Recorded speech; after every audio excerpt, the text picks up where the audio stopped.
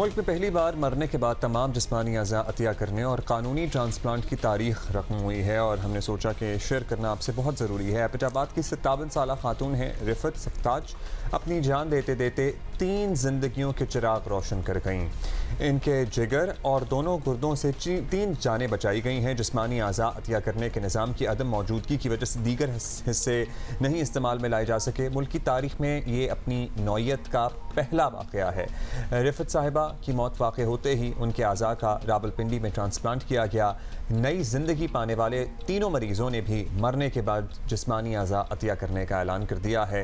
18वीं तरमीम के बाद अब अज़ा का अतिया एक कानूनी अमल है, जिसके लिए ह्यूमन ऑर्गन डोनेशन अथॉरिटी भी कायम कर दी गई है, जहां मरने के बाद अपने अज़ा के अतिया के लिए रजिस्ट्रेशन कराई जा सकती है। उम्मीद है कि अज़ा अतिया करने का सिलसिला मज़ीद परवान चढ़ेगा और इसी को परवान चढ़ाने के लिए हमने डॉक्टर फ़हद अली को आज ज़हमत दी है, जो कि रिफत साहिबा के भाई हैं और ख़ुद भी एक डॉक्टर हैं।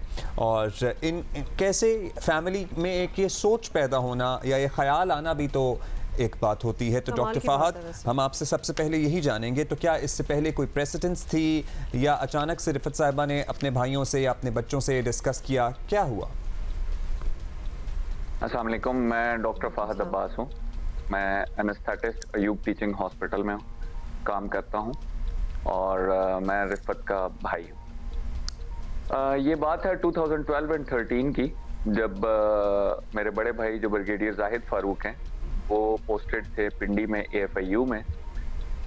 तो वो एक ट्रांसप्लांट नेफ्रोलॉजिस्ट भी हैं और साथ इंटेंसिविस्ट भी हैं। तो उस वक्त उन्होंने एक अपने डिपार्टमेंट के अंदर एक प्रोग्राम शुरू किया under the supervision of general Arshad Mahmood. तो उसमें सबसे पहला फॉर्म जो फिल किया वो जनरल अरशद महमूद ने किया, फिर मेरे बड़े भाई ने, भाभी ने, इन्होंने किया, मैंने किया। तो बाद में मतलब इस फॉर्म फिल करने के कुछ 2 हफ्ते बाद हमने बहन को, बड़े भाई ने बताया कि इस तरह मैंने फिल कर दिए फॉर्म और मैं जो है, अगर खुदा ना खास्ता मुझे कुछ हो जाता है तो मेरी ये विश है और विल है कि मुझे मेरे ऑर्गन्स को डोनेट किया जाए। तो बहन ने भी हमारी उसी वक्त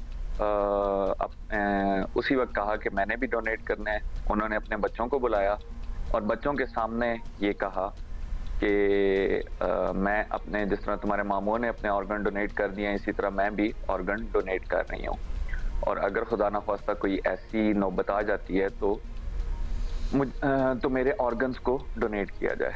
तो फिर बात ये पहुंचती है 9 नवंबर को, जब उनको ब्रेन हैमरेज हुआ और उन्हें ब्रेन डेड डिक्लेयर किया गया 11 नवंबर को, कि उनको ब्रेन के अंदर बहुत ज़्यादा ब्लड इकट्ठा हो गया था, जिसकी वजह से उनका ब्रेन डेड हो चुका था।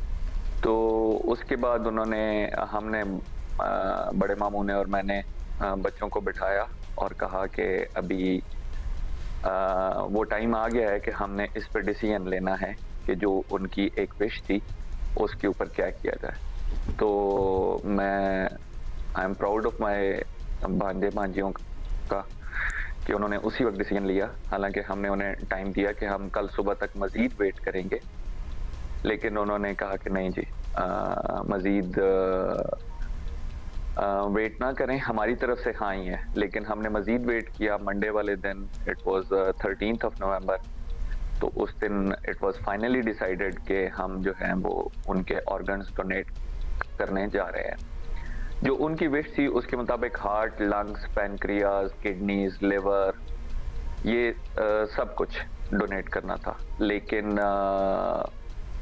बाकी किसी चीज़ का ट्रांसप्लांट हो नहीं रहा पाकिस्तान में, या वो चीज़ें अभी तक इतनी कॉमन नहीं है। ठीक है, तो लिवर भी 2 बंदों को लगना था, फिर हमें दूसरा रेसिपिएंट नहीं मिला। ठीक है, तो इस वजह से एक बंदे को लिवर ट्रांसप्लांट हुआ और 2 बंदों को किडनी। तो टोटल डॉक्टर फहद, ये बड़ी हम एक्चुअली स्पीचलेस हो गए हैं, क्योंकि हम इतने सालों से इस फोरम पे ये शो कर रहे हैं और हमने ऐसी कहानी पहले सुनी नहीं है। This is truly inspiring. लेकिन कुछ इसमें डिटेल्स हम पूछना चाहते हैं, जैसे कि ये एक वर्बल कमिटमेंट होती है कि व्हेन समबडी सेज कि जी आप अगर हमारी इस तरह मौत हो जाए तो आप ऑर्गन डोनेट कर दें, और ये कमिटमेंट फिर उनकी फैमिली फुलफिल करती है। ऑब्वियसली वो तो उस सिचुएशन में होते नहीं है। I mean how does it work out, क्योंकि ये इसको ऑनर करना, इस कमिटमेंट को, तो बाकी फैमिली की ही रिस्पॉन्सिबिलिटी बन जाती है।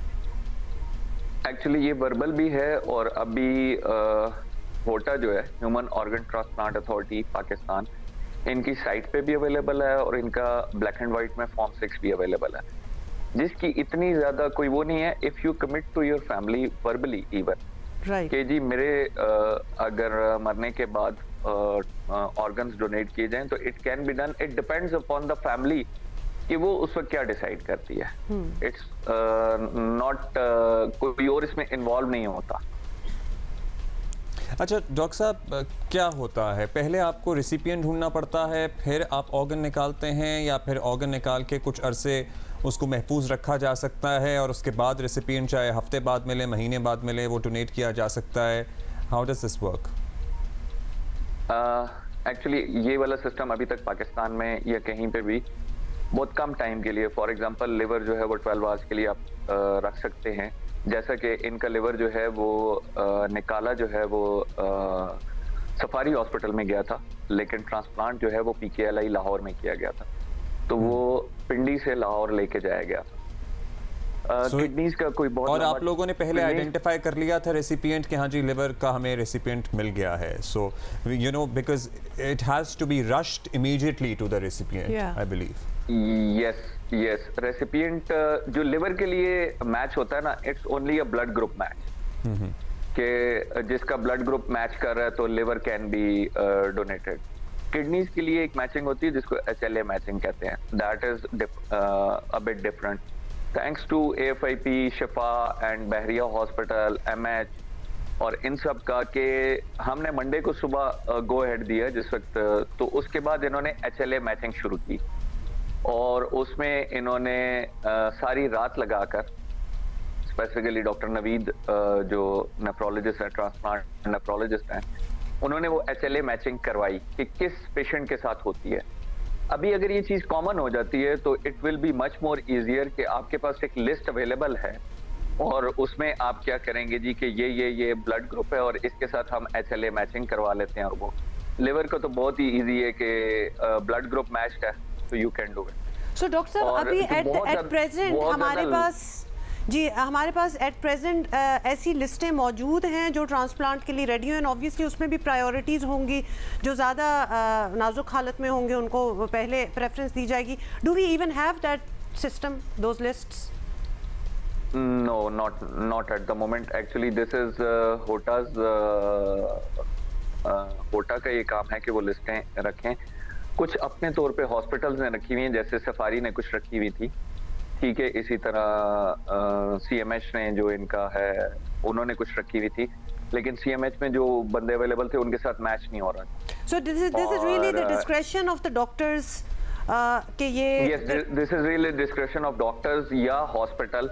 एक्चुअली इसको रखना जो है वो होटा को चाहिए, राइट जो होटा है उसको रखना चाहिए कि ये रेसिपिएंट्स हैं और डोनर्स भी ये हैं, तो उनमें से अगर कोई डोनर देता है तो उनके पास already match available. Doctor Fahad Abbas, एक और बात अब इस बारे में हम आपसे जानना चाहेंगे कि जो 3 रेसिपिएंट्स हैं उनसे आपके भांजे भांजियों की मुलाकात हुई, मतलब हम उनके जज्बात और तासुरात भी जानना चाहते हैं कि somebody who's waiting for a liver transplant, जो कि बड़ा कॉम्प्लिकेटेड भी है, और अचानक से उसको पता लगे कि मुझे एक डोनर मिल गया है और मेरा मैच कर गया है, तो उस because this is actually a lifeline, they are waiting to be saved basically.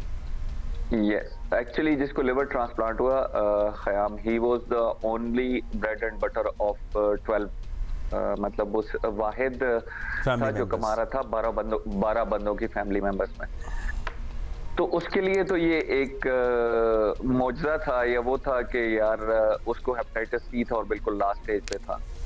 जो एक किडनी वाला था, he was just 28 years old, और उसके फादर का मैच नहीं हो रहा था, उसकी मदर का मैच नहीं हो रहा था, और वो पिछले 10 साल से डायलिसिस पे था। आप इमेजिन कर सकते हैं कि 10 साल हर हफ्ते 3 दफ़ा वो डायलिसिस करवाता था, और अभी वो डायलिसिस फ्री है। और उससे जो बात हुई थी तो ही वॉज वेरी थैंकफुल, और जो मैडम थी, मैडम रुखसाना, उनका जो है शी इज़ 52 ईयर्स ओल्ड और उनके साथ उनकी बेटी का और उनके हस्बैंड का मैच नहीं कर रहा था और ये सारे पेशेंट्स जो हैं ये डिस्चार्ज हो चुके हैं, दे आर गॉन और they are home and they are performing good. जो किडनीज थी वो उसी वक्त हमें मतलब जो पहला किडनी ट्रांसप्लांट हुआ था वो उस लड़के का हुआ था और उसमें उसी वक्त बता दिया गया था कि मतलब अगले दिन तक हमें पता लग गया था कि किडनी फंक्शन हो चुकी है, kidney has started making the urine, so that means कि जब वो पेशाब बनाना शुरू कर दे तो वो फंक्शनल हो गई है, सक्सेसफुल हो गया और they are off from dialysis for the last 15 days जितने हो गए। This is a miracle. Yes, definitely. जिसको मोजज़ा कहते हैं ना, क्योंकि जिनको ज़िंदगी के लिए ये चीज़ें ज़रूरी हों और उनको मिल जाए out of nowhere और hats off to जी sir. This thing is not for कि हम लोग ये आके कोई अपना प्राउड या अपनी कोई हम लोग ये चाहते हैं हमारी बड़ाई की जाए।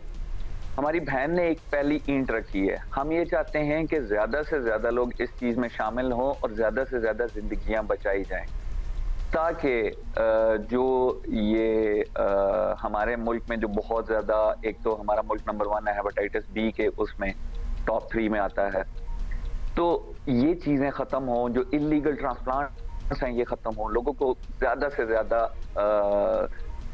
जो है इसका फायदा मिले। इसमें कोई हम अपनी फेम या उस चीज के लिए नहीं बार बार आ रहे, हमारा मकसद सिर्फ ये है कि ये जो मेरी बहन ने कुर्बानी दी है इसके एक ईंट के ऊपर हम एक बिल्डिंग खड़ी करें और ये चीज बाकी मुल्कों में हो रही है।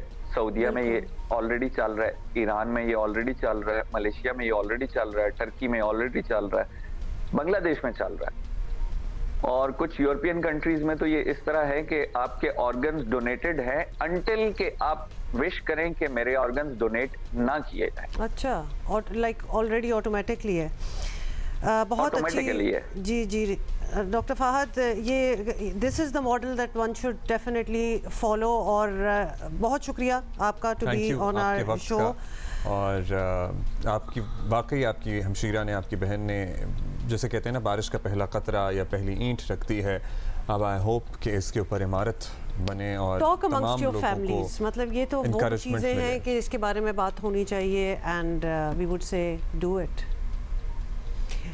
और इसीलिए इस्लामी मुल्कों का हवाला भी दिया गया है कि तमाम इस्लामी मुल्कों में, चाहे वो सऊदी अरेबिया हो, ईरान हो या तुर्की हो, सब जगह ये जायज़ है, ये हो रहा है और हमारे अगर सोचे तो इट मेक्स सेंस अब इनकरेज किया कि आपके जाते जाते अगर किसी और की मदद हो सके तो इससे तो बेहतर मतलब जन्नत कमाने का एक तरीका भी है।